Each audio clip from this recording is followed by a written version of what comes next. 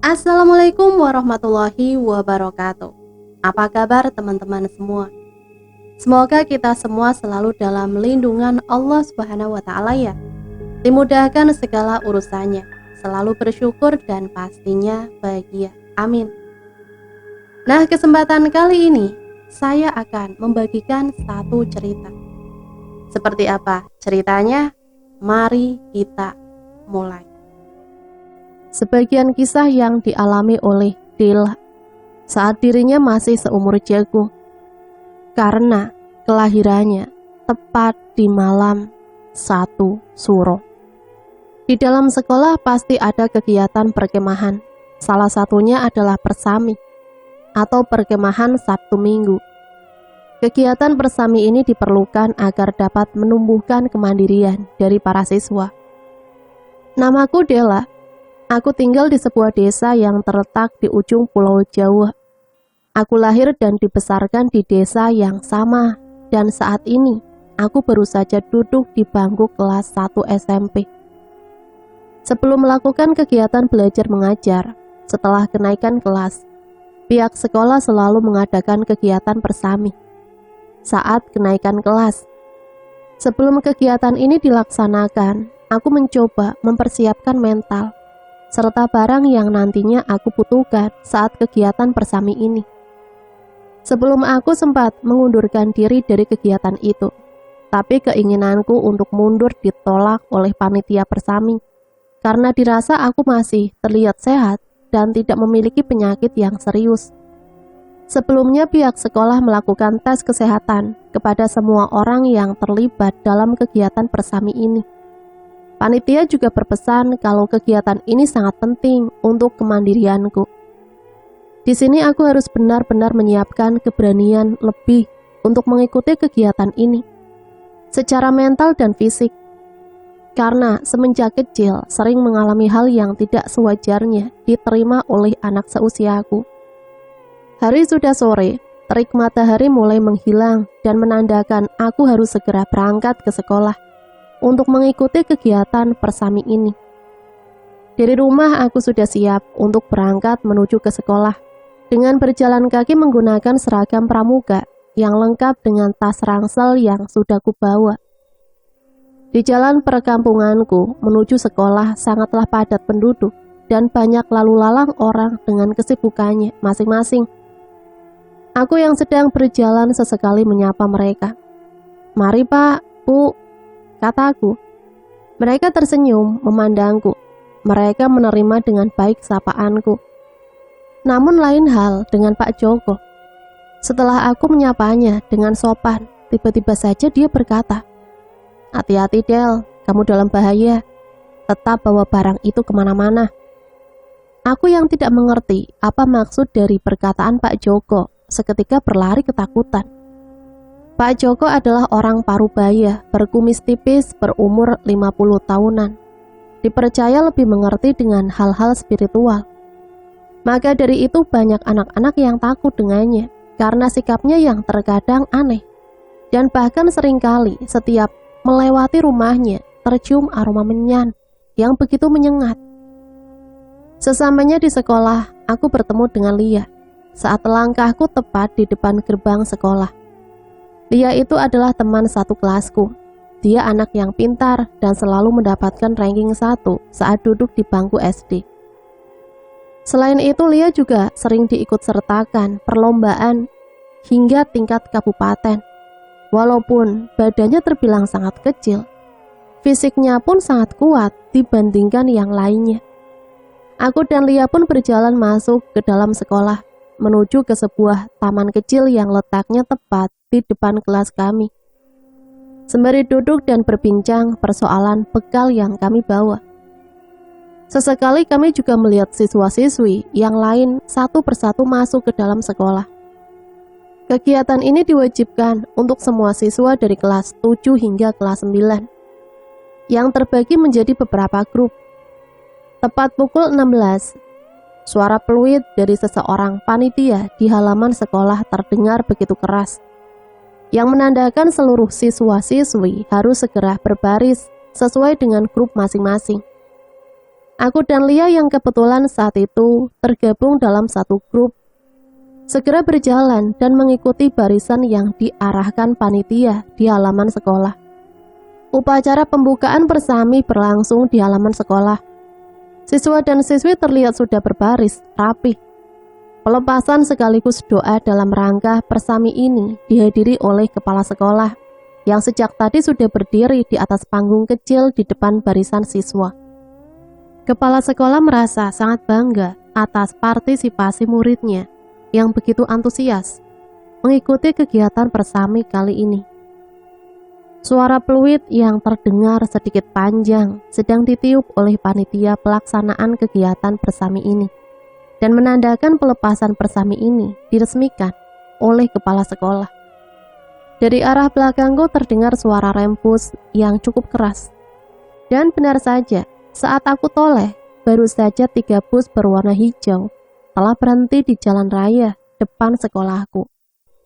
Bus yang akan mengantarkan kegiatan bersami ke bumi perkemahan yang letaknya masih berada di satu kabupaten tempatku tinggal.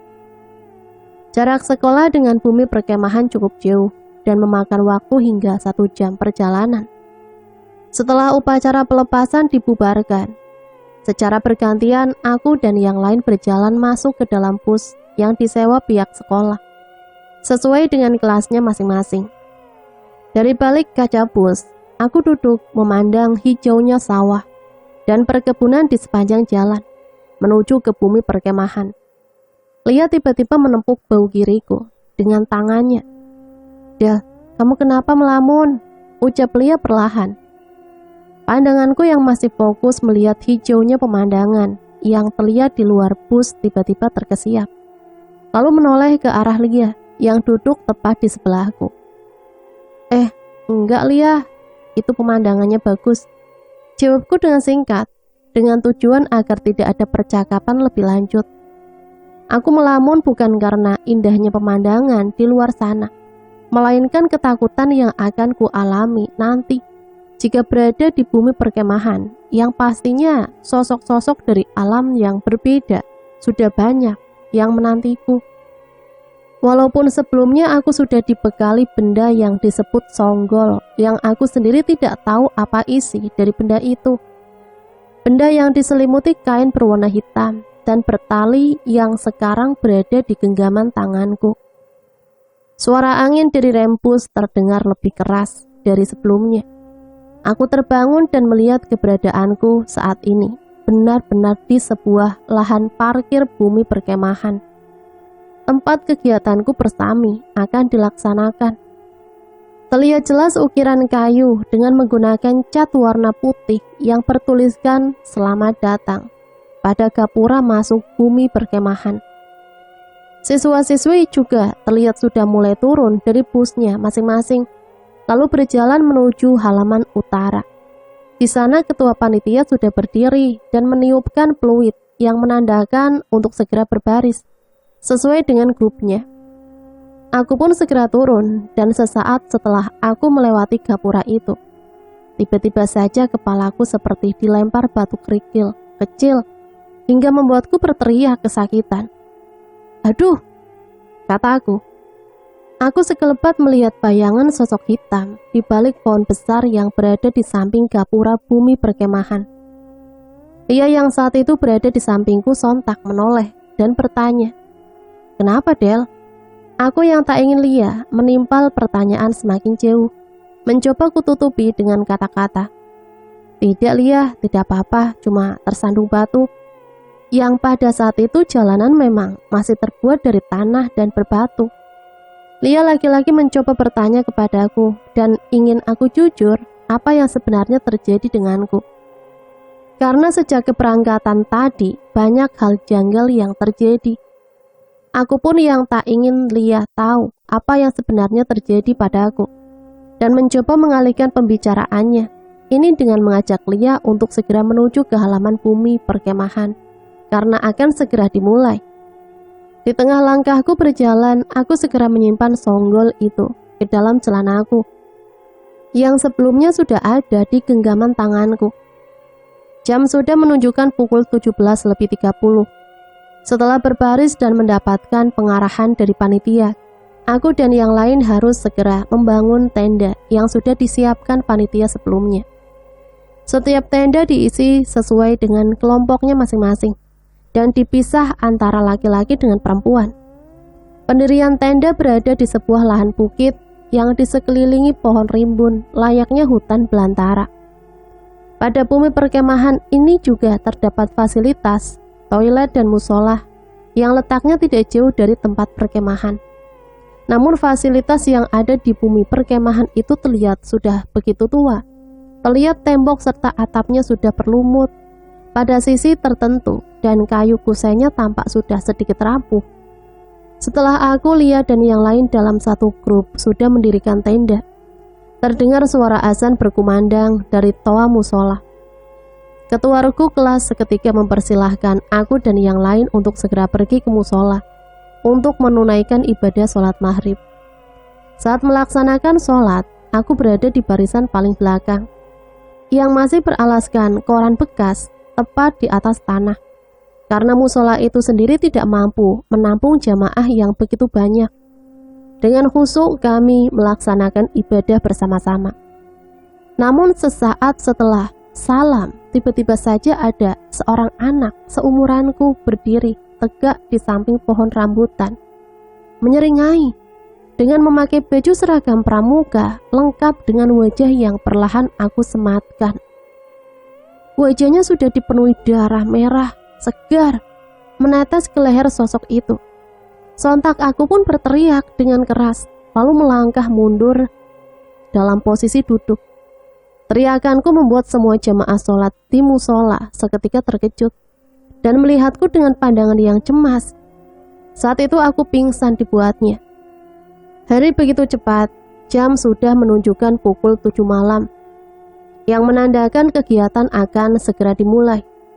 Aku yang masih berada di dalam tenda dan baru saja sadar dari pingsan, masih dalam keadaan duduk meringkuk sembari menggenggam erat songgol itu untuk berjaga-jaga dari sosok yang tak kasat mata.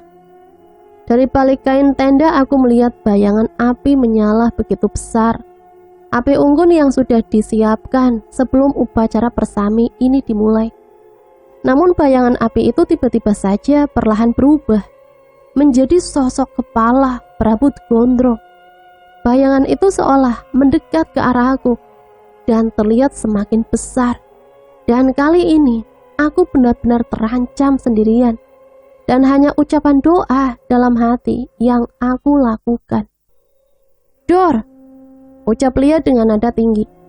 Itu adalah Lia yang tiba-tiba membuka tenda, lalu menghampiriku ke dalam tenda.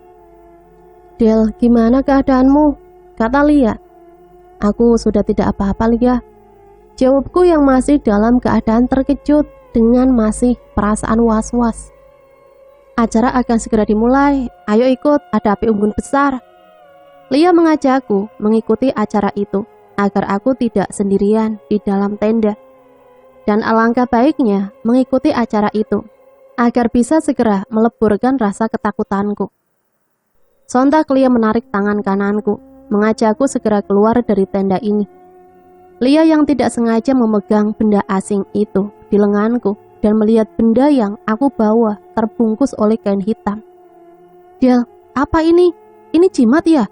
Kenapa kamu bawa begini? Untuk apa?" ucap Lia. "Iya Lia, ini dari orang tuaku untuk berjaga-jaga saja," jawab Della. Lia hanya menghembuskan nafas panjang di hadapanku, seolah dia tidak percaya dengan benda asing yang aku bawa. Aku dan Lia berjalan ke arah api unggun yang letaknya berada di tengah kerumunan siswa-siswi yang mengikuti acara ini. Aku duduk di antara teman-teman kelompokku, menghadap ke arah api unggun yang sudah menyala sejak tadi. Setiap kelompok wajib menampilkan yel-yel yang sudah dibuat sebelumnya. Acara ini semakin lengkap ketika adanya penampilan musik, melawak dan atraksi yang disajikan pada setiap kelompok. Tidak terasa aku benar-benar sudah melupakan kejadian yang sebelumnya aku alami. Sehingga tidak terasa waktu sudah menunjukkan pukul 12 malam saat aku sempat melirik ke arah jam tangan yang kupakai. Kalian boleh istirahat ke tenda masing-masing dan akan kita mulai aktivitasnya besok pukul 5 pagi. Ucapan panitia dengan tegas. Aku dan yang lain membubarkan diri dan segera masuk ke dalam tenda. Aku dan Lia pergi. Sudah berada di sebuah tenda perempuan dengan penerangan sedikit, sangat minim. Hanya penerangan dan lampu yang ada di luar tenda yang dapat membantu penglihatanku. Di dalam tenda juga terdapat banyak temanku yang lain. Salah satunya Putri dan Ani yang juga teman sekelasku. Di dalam tenda aku dan yang lain masih saling berbincang kesana kemari, membahas berbagai topik dan sesekali aku dan yang lain saling tertawa dengan lelucon yang keluar dari mulut Putri dan Ani. Kini rasa ketakutanku yang awalnya semakin memuncak, mulai semakin mereda dengan sendirinya. Waktu semakin larut malam, Lia dan yang lainnya sudah tidur dengan lelap. Entah kenapa suasana hening di bumi perkemahan ini membuat perasaanku mulai diselimuti rasa ketakutan lagi. Sebelumnya aku yang sempat tertidur bersama temanku yang lain. Entah tiba-tiba saja terbangun lalu ingin beranjak ke kamar mandi untuk buang air kecil. Sebelum kakiku melangkah pergi, aku sempatkan melirik dari sela-sela kain tenda di arah keluar. Di sana suasana terlihat lebih gelap karena api unggun yang sudah hampir padam menjadi abu. Lampu utama yang berada di sudut juga sudah mulai dipadamkan. Mungkin maksud dari panitia agar semua siswa-siswinya segera tidur. Hanya terdapat lampu berwarna kuning yang menerangi setiap sudut tenda. Suara hembusan angin dan suara binatang malam semakin membuatku menjadi was-was saat itu. Saat aku ingin mencoba membangunkan Lia yang sudah tidur, rasanya tidaklah pantas hanya membangunkannya untuk sekedar menemaniku. Aku pun mencoba perlahan keluar dari tenda, lalu berjalan keluar ke arah kamar mandi yang letaknya sendiri sedikit jauh dari area perkemahan. Di tengah perjalanan aku melihat dengan samar seseorang sedang duduk di atas kursi kayu, seperti sedang melihat mengarahku. Setelah langkahku semakin mendekat, prasangkaku ternyata benar. Di sana terdapat dua panitia yang sedang berjaga di atas kursi kayu, sedang tidur, seperti orang duduk pada umumnya. Di sini langkahku mulai dipenuhi perasaan yang lebih takut dari sebelumnya, karena aku mencoba membangunkan mereka untuk bisa menemaniku di area yang sepi ini. Tapi mereka hanya menolehkan kepalanya saja. Dalam hati, mungkin panitia juga merasa sangat capek dengan urusan persami ini. Langkahku terus berjalan dan mencoba untuk tenang. Sampailah tepat di depan di kamar mandi, yang sedikit membuat tenang karena adanya satu unit lampu menyala berwarna kuning. Walaupun cahayanya yang dipancarkan sedikit redup. Setelah masuk dan hampir menyelesaikan urusanku, entah dari mana, tiba-tiba saja dikejutkan dengan suara tembok seperti sengaja dipukul dengan keras. Aku yang terkejut seketika berteriak, "Astagfirullah, siapa itu?" kataku. Belum berhenti sampai di situ. Setelah baru saja aku sudah keluar melewati pintu kamar mandi, terdengar suara seperti teriakan aba-aba dari PBB. Seperti siswa-siswi sedang melaksanakan kegiatan. Dalam hati, mana mungkin ada kegiatan lagi malam ini? Karena bumi perkemahan ini sudah disewa sepenuhnya oleh pihak sekolahanku. Kali ini aku semakin terancam dengan suara yang aneh itu. Alunan doa yang aku panjatkan dalam hati sudah aku baca sejak dari tenda tempatku istirahat. Sesampainya di luar kamar mandi, suara-suara yang aku dengar sebelumnya lenyap begitu saja. Tak ingin mempedulikan semua itu, aku pun segera berjalan ke arah tenda. Tapi baru saja beberapa langkah kakiku berjalan, tiba-tiba saja ada seseorang memanggilku. Suara-suara perempuan yang tidak asing di telingaku. Setelah aku menoleh ke arah belakang, ada sosok anak sepantaranku sedang berdiri tepat di belakang kamar mandi. Sosok itu adalah Lia. Hempasan nafasku begitu keras karena aku pikir itu adalah sosok makhluk astral yang mulai menggangguku. "Lia, kamu ternyata, kamu mau ke kamar mandi?" ucapku. Lia kali ini terlihat berbeda, rambutnya terurai, hampir menutupi mukanya. Bahkan tidak ada jawaban dari mulutnya untuk membalas ucapanku tadi. Aku pikir mungkin Lia saat ini malas untuk berbicara karena rasa kantuknya begitu berat. Aku pun berjalan mendekatinya, memastikan apa yang dia lakukan di luar seperti ini.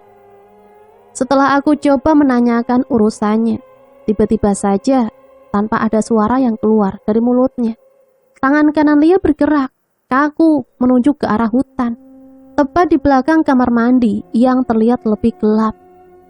Entah apa yang ingin Lia lakukan, Lia melangkah pelan dengan kondisi tangannya masih menunjuk ke arah hutan itu. Sesekali sempat aku tarik tangannya, mengajaknya untuk kembali ke dalam tenda. Namun hal itu sia-sia. Lia tetap melangkah maju tanpa menghiraukan perkataan dan perbuatanku. Di sini aku sudah bingung dan ketakutan. Lia terlihat aneh dan berbeda dari biasanya. Sebagai anak yang juga anak penakut, ingin rasanya aku tinggal saja dan kembali ke arah tenda dan meminta bantuan. Namun aku juga tidak mungkin membiarkan Lia sendiri begitu saja dengan keadaan yang aneh ini. Suasana semakin mencekam. Aku mengikuti Lia yang terus melangkah ke arah hutan, hingga terlihat tempat perkemahan sudah memudar dalam pandanganku. Kini aku benar-benar sudah di dalam hutan. Hembusan angin juga terasa lebih dingin menyentuh kulitku. Tiba-tiba saja langkah Lia berhenti ketika tepat berada di depan pohon besar. Pohon beringin dengan akar menjular ke arah bawah, hampir menyentuh tanah. Sekali lagi aku mencoba menarik tangan Lia untuk kembali ke tempat perkemahan. Namun tangannya seperti kaku, membeku, dan tangannya kali ini terasa lebih dingin dari sebelumnya. Ketakutanku benar-benar di ujung ubun-ubun. Bingung apa yang harus aku perbuat. Berbagai cara sudah aku lakukan agar aku dan Lia tidak masuk ke dalam hutan ini. Saat aku tepat berdiri menatap ke arah wajah Lia, tiba-tiba saja sorot mata Lia menatapku dengan melotot. Wajahnya terlihat pucat, badannya terlihat sangat lemas, hingga akhirnya jatuh pingsan tepat di sebelah pohon itu. Tak hanya itu, setelah Lia pingsan dan belum sempat aku menolongnya, suara cekikikan dan keramaian seperti di pasar terdengar begitu jelas di telingaku. Sosok-sosok itu seketika menampakkan diri tepat di depanku, seolah mereka telah berhasil mendukungku. Makhluk itu berdiri, sedang menyeringai, lalu mengeluarkan darah dari mata dan hidungku, yang bentuknya sendiri sudah tidak beraturan. Saat itu juga aku berteriak dan berlari yang entah kemana arahnya. Saat aku berlari, aku mengingat songgol yang diberikan orang tuaku. Songgol itu bisa memberikan pertolongan dari makhluk-makhluk itu. Namun barang itu sudah tidak ada di dalam kantong celana saat aku merogohnya. Aku pun terus berlari entah kemana. Akhirnya aku bersembunyi. Badanku seolah tak terkendali. Terkadang aku dibuat bingung seperti bukan diriku sesungguhnya. Langkahku terhenti ketika aku melihat ada sebuah goa kecil di samping sungai kecil. Pandanganku yang sejak tadi hanya disinari oleh rembulan malam membuat aku sedikit tertolong saat itu. Aku pun memutuskan untuk pergi ke goa kecil itu, dan sesampainya di sana, aku mulai merasa nyaman dan mencoba untuk menenangkan diri. Walaupun sejak tadi aku sudah meneteskan air mata dengan jantung yang terus berdegup hebat. Baru kali ini kejadian seperti ini aku alami hingga segila ini di usiaku yang terbilang sangat muda. Semua ini disaksikan oleh Putri yang dari kejauhan mengikuti Della dan Lia. Hingga perbuatan keji itu membuatku ketakutan dan kembali ke dalam tenda. Jam sudah menunjukkan pukul 5 pagi. Ani baru saja terbangun dari tidurnya. Di dalam tenda, Ani sudah tidak melihat keberadaan Della dan Lia. Ani pikir keberadaan mereka sudah berada di halaman tenda dan siap mengikuti kegiatan bersami di pagi ini. Saat itulah Ani berkata, "Put, kamu kenapa seperti orang ketakutan? Mata kamu juga merah seperti kurang tidur." Putri hanya mengangguk seolah dia tidak mau menceritakan apa yang sebenarnya terjadi padanya. Putri dan Ani mendengar ada keributan yang terdengar dari luar tenda. Mereka penasaran apa yang terjadi di luar sana. Putri dan Ani bergegas keluar untuk memeriksanya. Di sana terlihat percekcokan antara panitia dan sebagian siswa-siswi yang sedang membahas sebuah benda asing terbungkus oleh kain hitam bertali. Setelah Putri dan Ani mendekat, benda itu sudah berada di tangan panitia kegiatan persami. Tidak ada yang mencurigakan dengan benda itu. Panitia yang membawa benda itu sesekali melihatnya, memastikan benda itu tidak membuat kekacauan di kegiatan kali ini. Setelah membubarkan diri, tampak siswa dan siswi sedang sibuk dengan persiapan diri, memakai baju pramuka lengkap untuk kegiatan persami ini, yang akan segera dimulai. Putri dan Ani menyempatkan diri mencari-cari keberadaan Della dan Lia. Putri bersama Ani terlihat wajahnya semakin cemas. Bahkan Putri wajahnya semakin pucat, pasif. Sesekali mereka menanyakan ke teman yang lainnya untuk menanyakan keberadaannya. Suara peluit terdengar begitu keras di telinga Ani dan Putri. Suara itu menandakan kegiatan persami di pagi itu benar-benar akan segera dimulai. Ani dan Putri bersama dengan anggota yang lain mulai berbaris di depan tendanya masing-masing. Dari sinilah Ani dan Putri mulai semakin cemas dan menyadari jika Della dan Lia tidak terlihat dalam barisannya. Bahkan ketua regu mereka pun juga sempat menanyakan kemana keberadaan Della dan Lia. Kini keadaan mulai membuat semua orang khawatir. Ani dan Putri bersama dengan ketua regu mencoba mencari ke sana kemari, yang sebelumnya mereka terlebih dahulu meminta izin kepada ketua panitia. Beberapa lokasi sudah ditelusuri, namun masih belum ditemukan keberadaan mereka. Bahkan corong suara yang dinyalakan panitia juga sudah terdengar keras untuk memberikan informasi agar Della dan Lia segera kembali ke dalam tenda. Putri tiba-tiba saja tersungkur saat proses pencarian Della dan Lia. Badannya terasa begitu lemas dan bahkan badannya terasa sangat dingin. Ani dan salah satu panitia membawanya ke dalam tenda dan segera memberikannya teh panas dan obat. Putri gagah untuk mau ikut mencari keberadaan temannya yang hilang, yang sebenarnya dia tahu di mana mereka berada. Suasana menjadi lebih panik ketika beberapa jam masih belum terlihat keberadaan kedua anak itu. Ketua panitia akhirnya memutuskan untuk tidak melanjutkan kegiatan dan untuk menjaga keselamatan siswa-siswinya untuk kembali ke dalam tendanya masing-masing. Salah satu panitia serta beberapa anggotanya mulai mencari lagi ke tempat yang lebih jauh dari sebelumnya.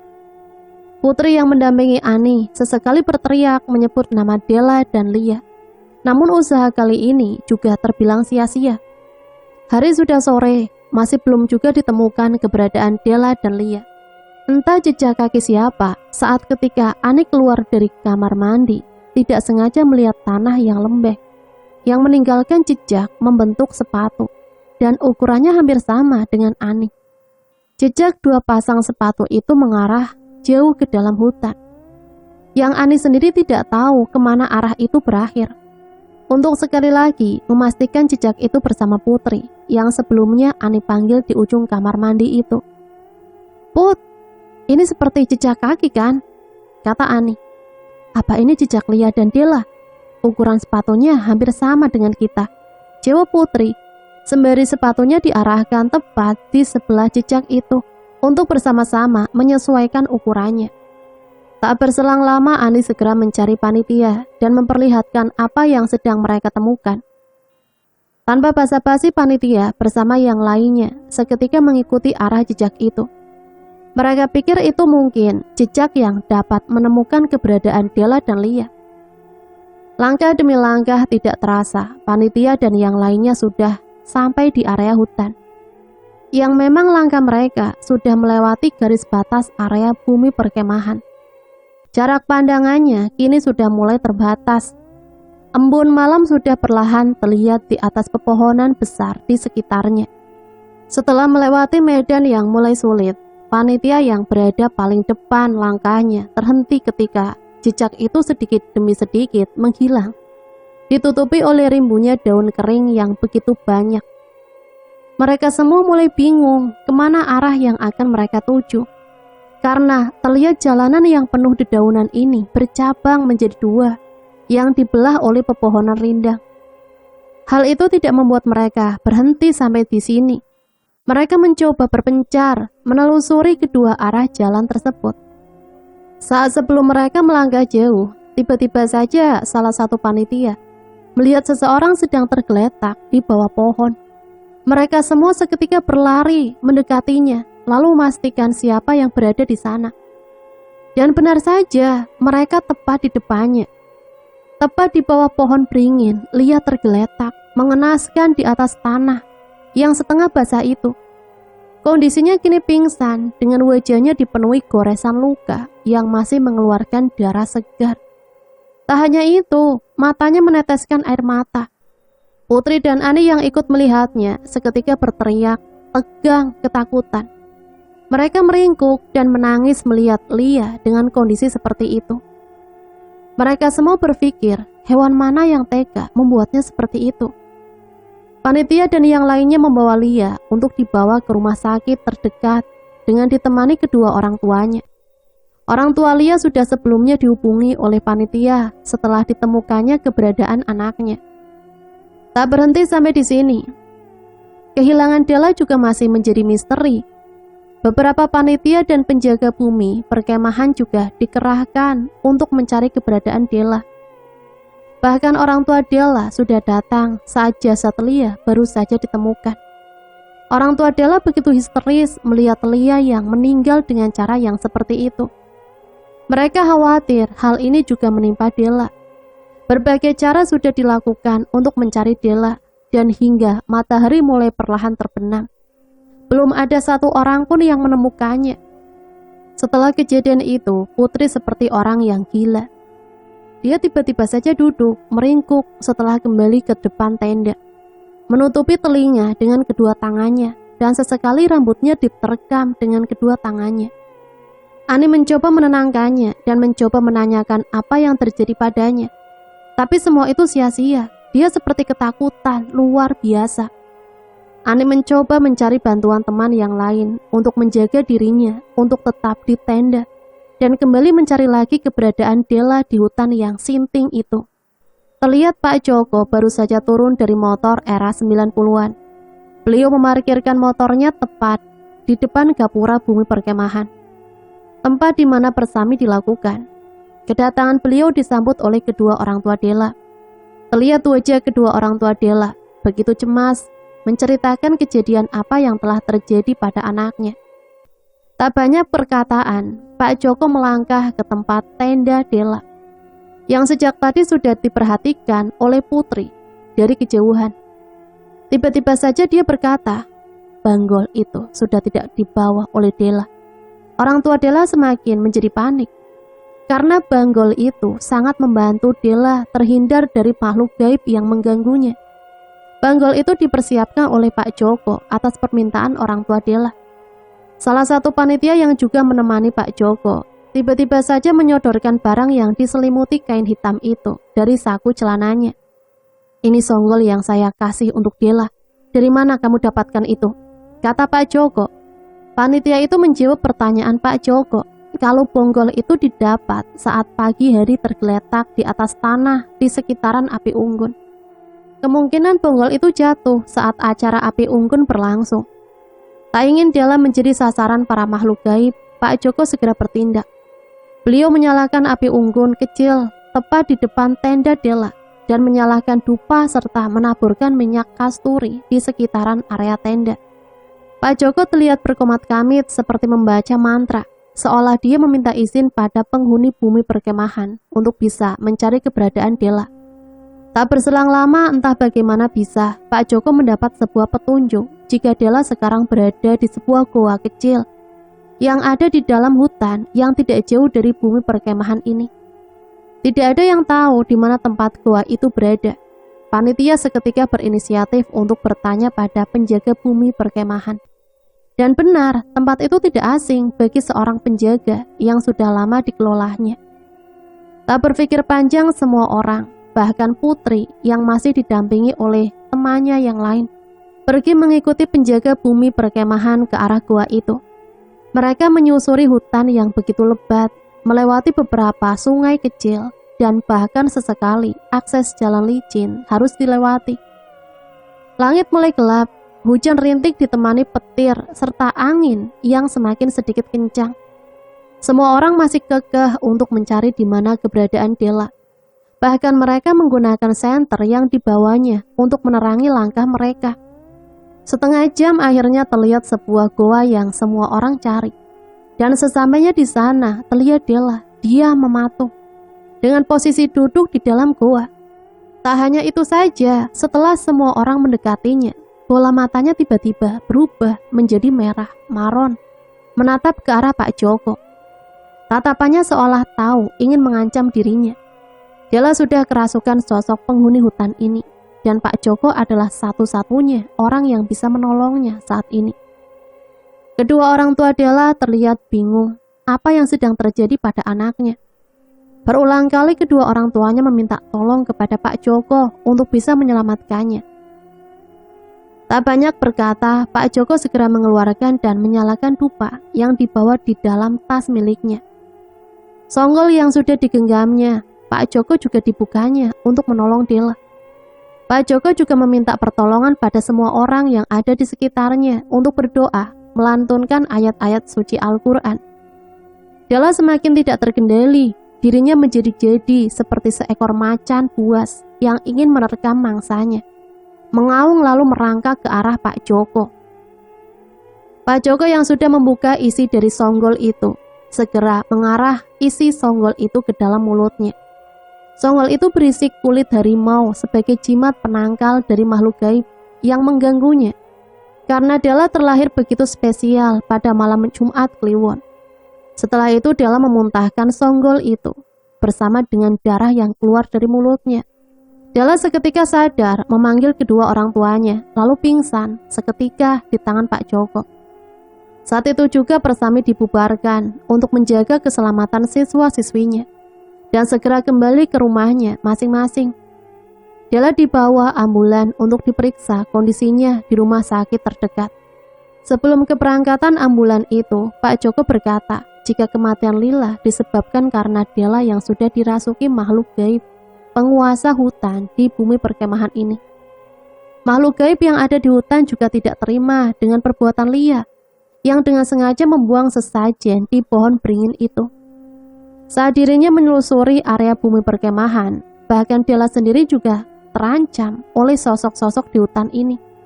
Mereka ingin mengikuti dan masuk ke dalam tubuh Della. Namun karena usianya yang terbilang masih kecil, tidak memungkinkan untuk bisa diikuti oleh makhluk-makhluk gaib itu. Pak Joko juga menjelaskan kalau Lia dibunuh oleh Della dalam kendali sosok-sosok makhluk jahat itu. Dan kagetnya hal itu dibenarkan oleh putri yang menyaksikan kejadian itu. Della menancapkan patahan kayu yang runcing ke arah tubuhnya Lia, hingga memancurkan darah dari tubuhnya. Saat malam itu putri pergi ke kamar mandi dan melihat mereka berjalan ke arah hutan. Lalu putri mengikuti mereka hingga akhirnya Lia jatuh pingsan, lalu wajahnya dicakar oleh Della. Gelagatnya seperti seekor macan yang ingin memangsa musuhnya. Putri yang melihatnya tercengang, ketakutan melihat kejadian itu. Putri mengurungkan niatnya untuk menolong Lia dan lari terbirit-birit menuju tenda. Kejadian itu membuat dirinya semalaman tidak bisa tidur hingga pagi hari. Putri juga mengaku dirinya tidak berani menceritakan hal itu kepada siapapun karena takut dirinya menjadi korban selanjutnya. Itulah satu cerita yang bisa saya bagikan. Semoga cerita ini bisa menemani hari-hari teman-teman semua ya. Sampai di sini saya pamit undur diri, mohon maaf apabila banyak salah kata. Sampai berjumpa kembali di cerita selanjutnya. Matur suwun, wassalamualaikum warahmatullahi wabarakatuh.